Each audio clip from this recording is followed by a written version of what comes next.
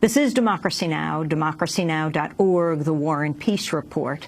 I'm Amy Goodman with Juan Gonzalez as we move on to our next segment. Juan? Well, a federal judge has refused to recuse herself from the closely watched trial of jailed computer hacker Jeremy Hammond.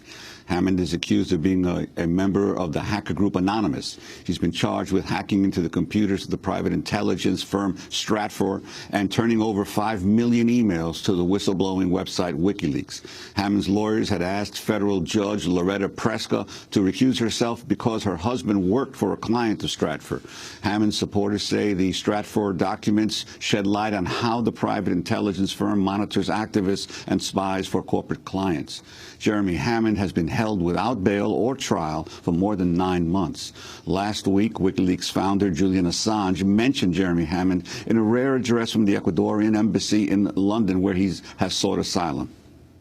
I have been sustained by your solidarity, and I'm grateful for the efforts of people all around the world supporting the work of WikiLeaks, supporting freedom of speech, freedom of the press, essential elements in any democracy. While my freedom is limited, at least I am still able to communicate this Christmas, unlike the 232 journalists who are in jail tonight. Unlike Gottfried Svalholm in Sweden tonight, unlike Jeremy Hammond in New York tonight, unlike Nabil Rajab in Bahrain tonight, and unlike Bradley Manning, who turned 25 this week, a young man who has maintained his dignity after spending more than 10% of his life in jail without trial, some of that time in a cage, naked and without his glasses. And unlike so many others whose plights are linked to my own, I salute these brave men and women. That was WikiLeaks founder Julian Assange speaking at the window of the Ecuadorian embassy in London, where he has taken refuge for the past 6 months. He has sought and gotten political asylum in Ecuador, but he cannot leave the Ecuadorian embassy to get to Ecuador because Britain threatens to arrest him if he steps foot on British soil. Well, I recently spoke with Michael Ratner, President Emeritus of the Center for Constitutional Rights, and asked about the Jeremy Hammond case here in New York. The Center for Constitutional Rights and myself are the lawyers in the United States for Julian Assange and WikiLeaks. WikiLeaks has 2 very big sources of documents. One of them are the documents allegedly that Bradley Manning uploaded, which include, of course, the Iraq war logs, Afghan war logs, the videos, etc. And that's Bradley Manning, allegedly. The others are the Stratfor documents, which is the private intelligence company, which are some 5 million documents that, again, were uploaded to WikiLeaks. So if we talk about our client, Julian Assange, 2 of the alleged sources are Jeremy Hammond, Anonymous, and Bradley Manning. So we're very concerned. WikiLeaks, I know, is very concerned that its sources get protected and all the support they can get. So as part of that, I have been monitoring and going to various hearings with Jeremy Hammond. And I went into the prison and I met Jeremy Hammond, and I was at his recent bail hearing in federal court, where even though he's been in prison some 9 months and needs to prepare for his upcoming criminal case on his alleged hack into the Stratfor emails, the Judge Loretta Preska, denied him bail. It was a 1.5-hour hearing. There were a number of supporters in the courtroom who came from all over the country with Jeremy Hammond, Free Jeremy Hammond shirts on, and it was, in my view, a very hostile hearing to Jeremy Hammond. There are 2 really criteria in bail. One is, are you going to be a flight risk? And the second is, are you a danger to the community? And the government has the burden of proving that you're a flight risk or a danger to the community.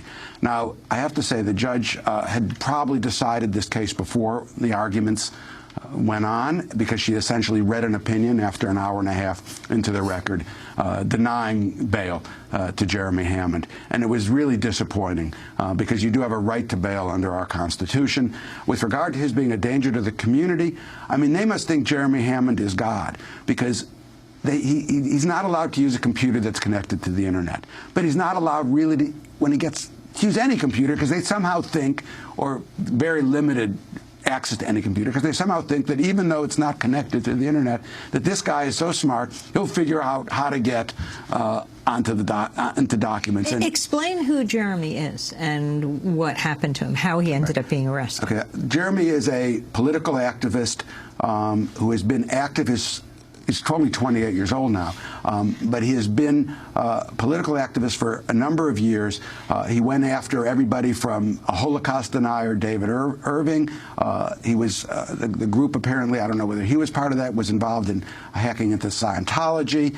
He did some time in jail for a prior hack of a very conservative group. I think he did 1.5 or 2 years on that. And now he's been arrested for really being, as you said, allegedly part of the group Anonymous. There was an informant in Anonymous, apparently, named Sabu, who is somewhat well known, who actually set up this crime for Stratfor. The FBI gave him the computer that the Stratfor documents were actually uploaded to. There's a pretty clear case of entrapment in terms of trying to get Jeremy Hammond, and they may have even been trying to get our client WikiLeaks to do something with those documents that. So the government made the Stratfor documents available? That's right. That's a very good way to say it, Amy. Yes. Was Stratfor aware of this?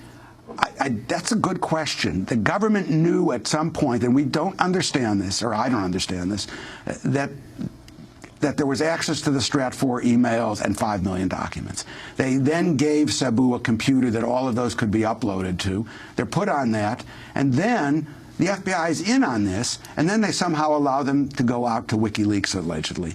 So the government had to be following this, and was every step of the way. So in some way, it's like, I would hesitate to say typical entrapment cases we're reading all the time about Muslims, but it is that. It seems to me that this is a government-made crime. Well, it's as if they let the bomb blow up. Right, exactly. This is a government-made crime.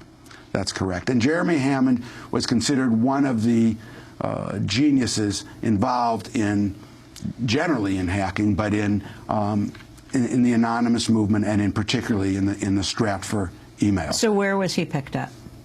He was picked up. They raided his house in Chicago, and they brought him here, where the indictment is pending against him, some other people from London and from England or Ireland, a number of other people, for various anonymous allegations.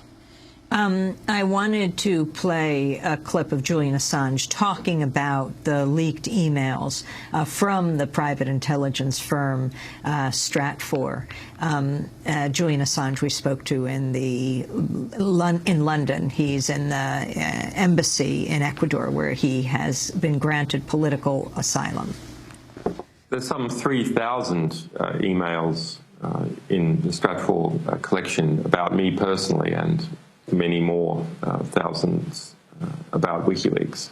The latest on the grand jury front is that the US Department of Justice admits, as of about 2 weeks ago, that the investigation is ongoing.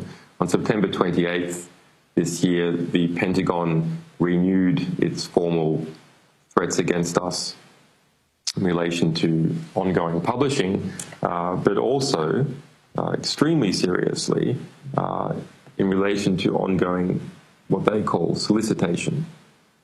So that is asking sources publicly, send us important material and we will publish it. They say that that itself is a crime.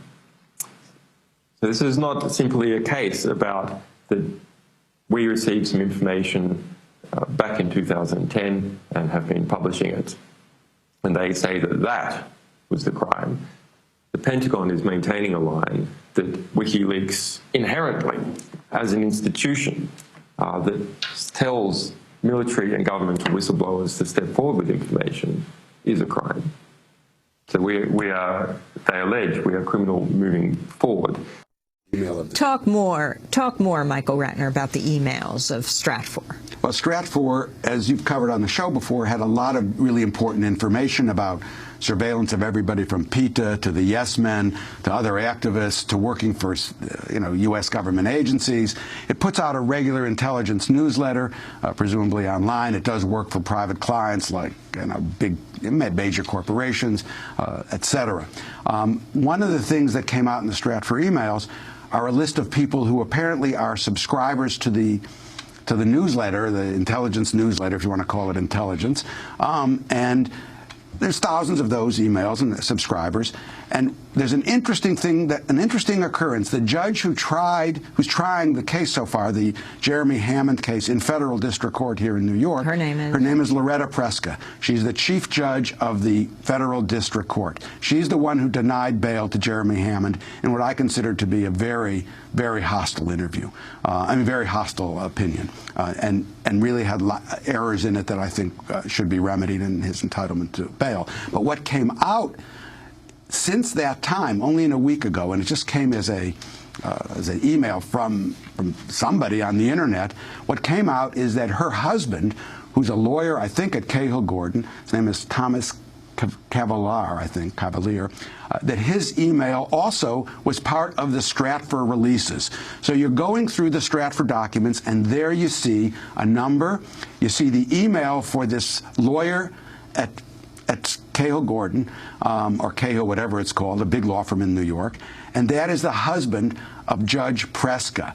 And even worse, from what I understand, is they actually put up the password that you could get into this lawyer's email account and see what his emails were. So here, look at this situation. You have the judge, her husband has been hacked. Her husband's email is accessible. And she is sitting on the case of the very person who they allege hacked into that email account. Well, the rules seem to me very clear in federal court that if there's any appearance of impropriety, appearance of closeness to the case, that basically you have to recuse yourself from being a judge in the case. You have to do it automatically, even if the defendant doesn't make a motion. Think about it. Your spouse's email is hacked.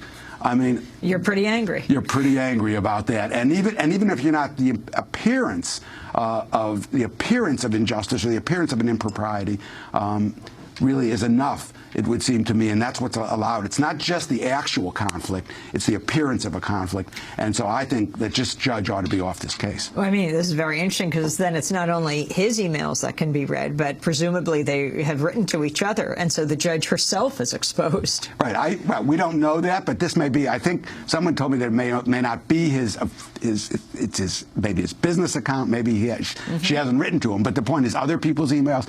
The point is this is her spouse who was hacked by the very guy she is denying bail to. I mean, think about that. Think about what that means for the system of justice.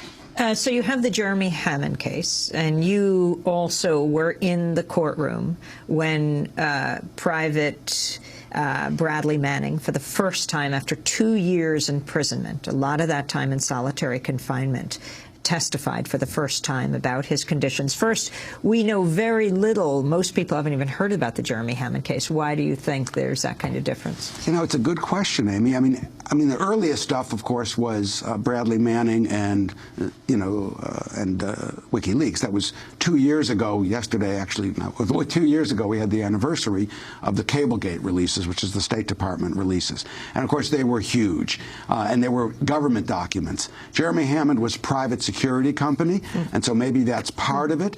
Part of it is that it came later. Part of it, he wasn't in the military.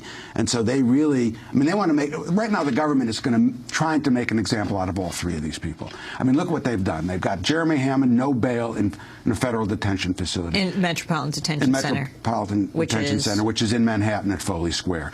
You've got Bradley Manning finally moved to Leavenworth, where his conditions are better than they were at Quantico for sure, but in prison. And you got Julian Assange living in an embassy. So what the government is trying to do is destroy the idea that the government's secrets and its corruption and its crimes ought to be known and get at the whistleblowers and the publishers who are doing it. And so we're seeing that across the board. These three really are the three that they're obviously focused on putting away for as long as they can. Michael Ratner, President Emeritus of the Center for Constitutional Rights, a lawyer for Julian Assange and WikiLeaks, recently returned from attending part of the pretrial hearing for Bradley Manning. This is Democracy Now!, democracynow.org, the War and Peace Report.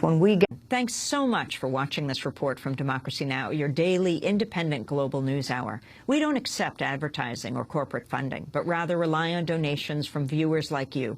Please make your contribution by visiting democracynow.org. We need your support today to keep bringing you this hard-hitting, in-depth reporting.